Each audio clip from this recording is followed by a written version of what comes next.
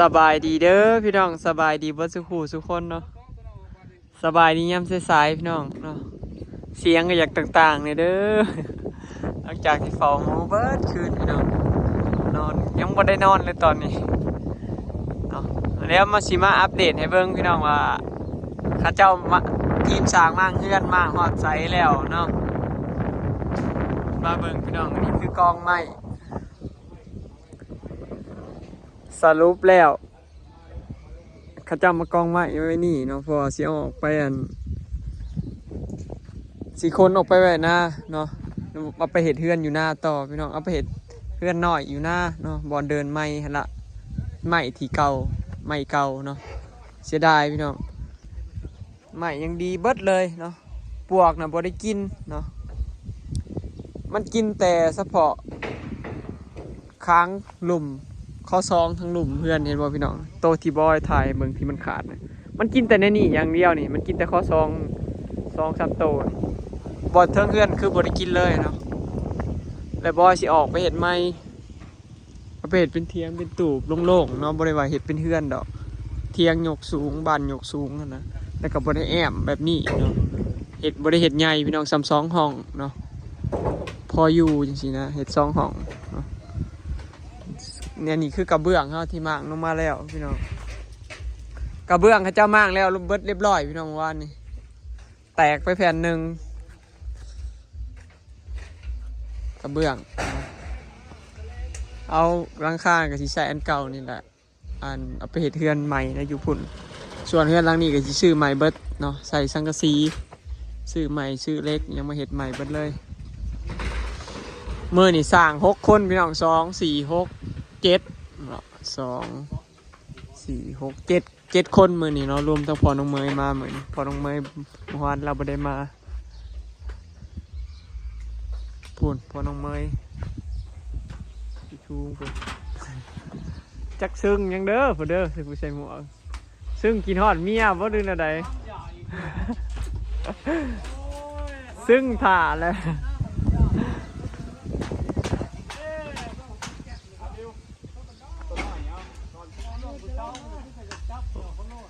เรือนลังนี่กะข้าเจ้ามั่งออกเบิดแล้วพี่น้องข่าวกับซีนัวเนาะออกเบิดเรียบร้อยเหลือแต่เสากับเส้นเนาะเหลือแต่เสากับเส้นคือแอมขางนี่ตีแอมขางนี่เขาเอิ้นเส้นเนาะนี่กับบานประตูเหลือซ้ำนี่พี่น้องก็เอาเสาออกแล้วก็งัดแป้นที่พื้นรุ่มนี่ออกกับอันข้อซองออกแล้วเนาะอีโบหลายงานยากที่สุดก็คือนี่เอาเสาลงนี่อ่ะขั้นเสาลงเบิดนี่ก็คือจบเนาะแล้วก็มาล้างนี่อีกพี่น้องล้างนี่กับมั่งคือกันเด้อสังกะสีออกไปเบิดแล้วเหลือแต่2-3 แผ่นทั้งนั้นสรุปเพื่อนล้างนี่ก็ได้มั่งพี่น้องตอนแรกว่าสิบ่มั่งผมบ่มั่งบ่ได้อันชี้ว่ามันบ่ถึงกับตัวเพื่อนเห็นบ่มันต้องได้ตูดเข้าไปจุเพื่อนก็เลยได้มั่งเนาะสรุปคือได้มั่งเกือบเบิดเพื่อนเนาะพี่น้องยังเหลือแต่ล้างเพื่อนนั่นแหละบ่ได้มั่งเนาะเพราะมีเพดานมียังดอยก็เลยเฉดแต่ตัวนี้งบทำบ่หลายเดี๋ยวตัวนั้นเดี๋ยวขอเห็ดที่รังบ่ยากเนาะเพราะว่าขั้นแรกเพื่อนใหญ่นะมันเห็ดต่อไปนะบ่ยากเนาะสบายง่ายๆบ่ต้องปวดหัวเนาะอันนี้เพื่อนใหญ่ยังว่าย่างมากแล้วต้องมาขีดโหมดเห็ดโหมดนั่นโหมดนี่มาเห็ดตัวนี้อีกเนาะหลายอย่างเลยว่าตัวนี้อีกทางหน้าอีกก็เลยว่าคอมันแล้วนี่ทราบว่ามันสิเบิดงบเท่าไหร่คันว่ากล้าว่าเบิดงบบ่หลายเกินเนาะบอยก็เสร็จยาวไปจนสุดเลยเนาะหรือว่า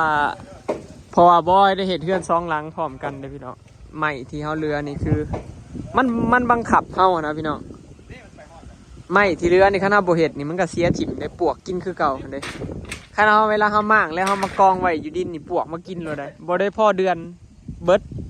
ใหม่ก็เลยจำเป็นต้องได้เห็ดเนาะคือสิเอาไปแช่น้ำน้องซะก่อนแช่น้ำแล้วก็สิมาซอกกบเลยคือสิท่ายากันปวกเนาะท่ายากันปวกแล้ว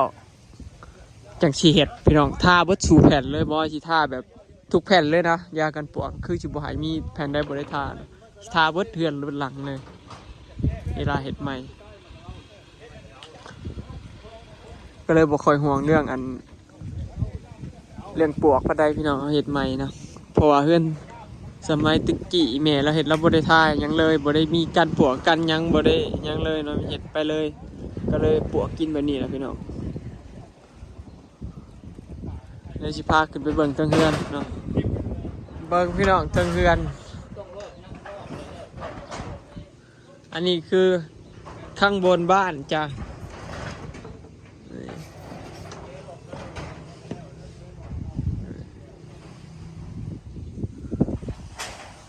นี่อันนี้คือทางในปวกยังไม่ได้กินพี่น้องตัวนี้ปวกยังไม่ได้กิน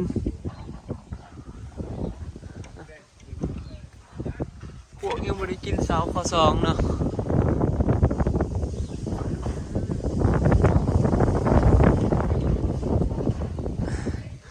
ข้าแมนมันก็สิอยู่ได้โดนกว่านี้อยู่พี่น้องแต่ว่าเขาเอาไม้กุ้งมาเห็ดอันเพดานปกติเขาใส่เหล็กอลูมิเนียมมาเห็ดเนาะมาจ่องมาอย่างอันนี้เขาจะเอาไม้ก็เลยกลายเป็นอาหารปวกเลย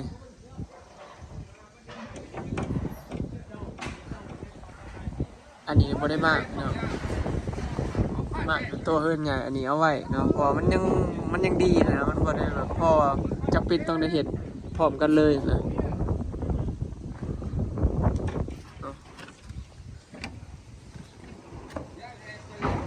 กระเบื้องเขาเจ้ากันยิ่งเอาแต่ในนี่เลยที่เหลือนะเขาเจ้าเกาะเขาเจ้าใส่เล็กหนีบไว้หนีบซื่อๆเนาะสามารถเอาไปเห็ดใหม่ได้คันเขาเจ้ายิ่งเนาะเขาเจ้ายิ่งหนอดจับเนี่ยคือเอาไปเห็ดใหม่เนี่ยเนาะมันอยากแตก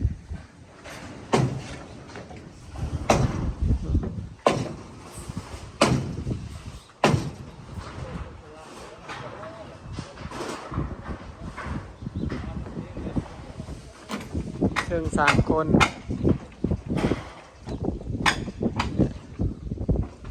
เหยียบเขาเจ้าเอากำลัง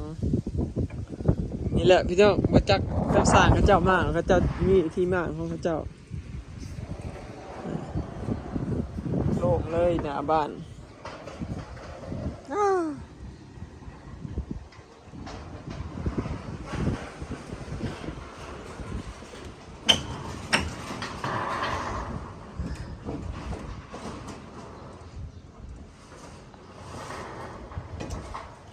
มีห้องหนึ่ง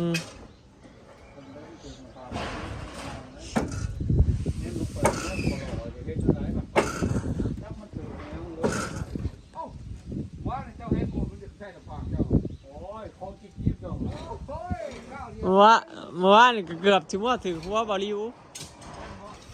ไม่บักใหญ่สำคัญนี่มันตกมากกับเป็นของยาคู่หรือแล้วยังน้อยเดียวหนึ่งเรายืนอยู่ในหลุมเมื่อวานนี่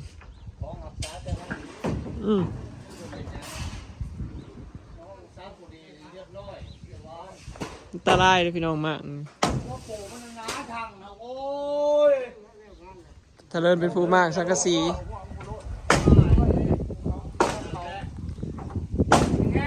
ไม่เอ็นตัวนี้นะบอยทายากันปลวกเบิ้ลแล้วพี่น้องตัวนี้นะสามารถเห็นใหม่ได้เบิ้ลแห้งแต่เมื่อคืนในช่องชามดอกเอาแล้วได้คือนี้เขาสิเพ่นี่ชามดอกเมื่อคืนจะมาปูแห้งกันได้เลยเขาบ่เสื้อดอกกระเท้าเขาบ่เสื้อดอกเสื้อกันยังจะเบิ้ลแห้งนั่นนี่ปกติเขาใช้บอลเดียวได้หรอโอ้แสดงกับแมนขนาดนี้แมนคมเราแห้งเขาได้แต่ปกคำนี้อันนี้เนี่ยหัวเข้านะเราบุมีแห้งแล้วลูกจูนเลยนะอ๋อข้าบุคืนนี่เลยน้องลงมือ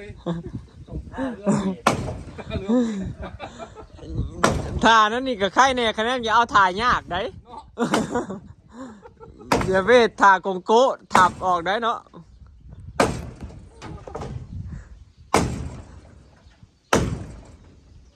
เห็ดคำแล้วมันจังอ๋อเห็ดสีน้ำหอมไปแล้วโอ้ยมันบุกชักรสชาติให้มิลีล่าเนี่ยบอกขนาดว่าถ้วยป้นไม่ถ้วยก็ยังกูจักนะกินเบิ่งซะก่อนจะปุ้งอันนั้นก็แทงน้อยแทงใหญ่ข้อน้อยข้อใหญ่หมอเดี๋ยวมาใส่มันเดี๋ยวมาให้แล้วลูกๆเขาทำอย่างที่เห็นยังก็บ่เห็น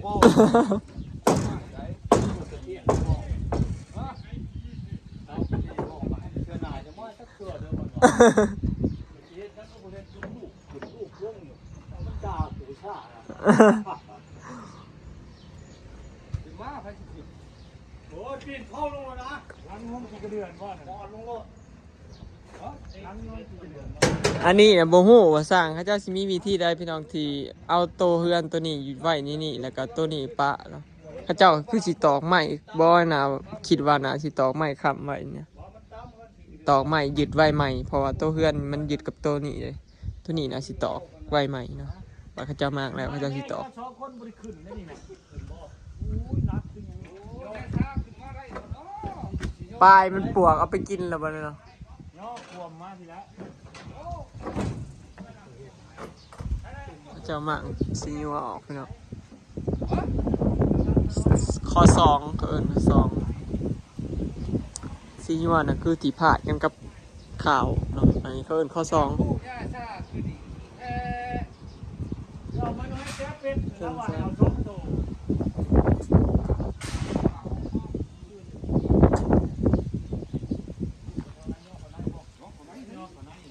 เมียแข้งเมียขา โอ้ยบ่มีเยอะเอง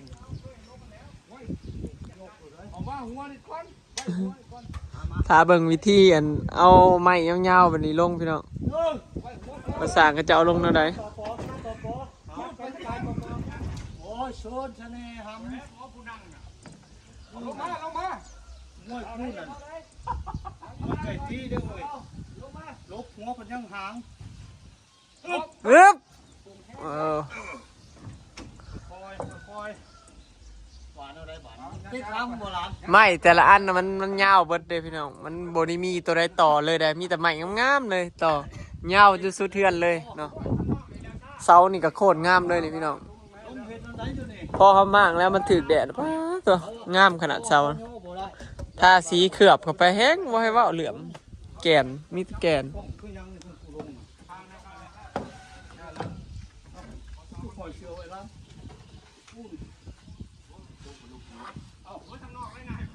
สิ่งว่าให้ลงข้างล่างถ้าลงข้างนี้บุพาดมันไปนั่งหน่อยเท่านี้หับโลทับ พี่ลุกพี่ตอนตะปูเดี๋ยว อุปสำนานนี่เฮ็ดบ่ได้ได้หมากเฮือนนั่นไง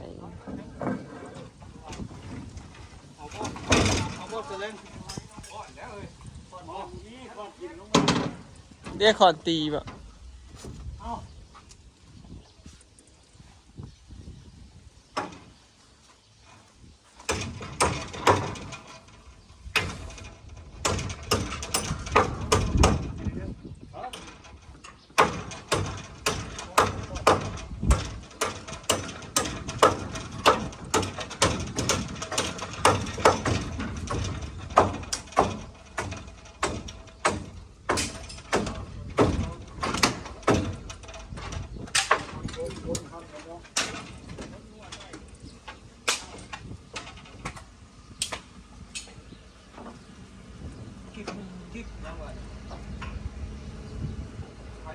ร้าน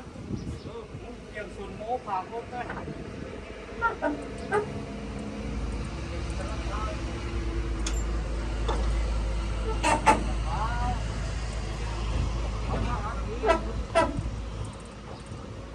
สรุปวันนี้ฮอดเที่ยงฮอดพี่นะพี่น้องได้ซ้ำนี่เนาะหลังคาก็ออกแล้ว เดี๋ยวเข้าเจ้ามากนี่ออกไปบูแล้วบัดนี้ ตอนแรกเนี่ยมากตัวนี้ ตัวแรงมากตัวนี้เนาะบ่ฮอดอันนี้นะบ่ฮอด3 โมงเนาะ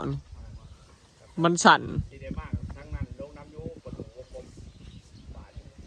สิบกว่าแล้วนะ ตัวใดก็เผา นั่นประตูนะสิได้เอาน้ำลงน้ำยูไปเลย สิได้เอาประตูลงบ่บัดนี้ กับหลังนี้ กับหลังนี่แรงนี้มือนี่ฮะนะ สิได้ช้ำนัก สรุปมื้อนี้นะแผนเข้าเจ้าสิว่างก็คือตัวนี้พี่น้องให้มันแล้วตัวนี้กับประตู เช้าน่ะยังเก่าบ่ทันได้มากหมด แม่น มือ บ่เกิน4 มื้อเนาะ มือนี่แหละเสียวลง ว่าเต้าบ่เท้าเราเห็ด บ่ต้องห่วงกันนะนี่นะระดับฝีมือนะ ที่มือกับชีโรดมันหนัก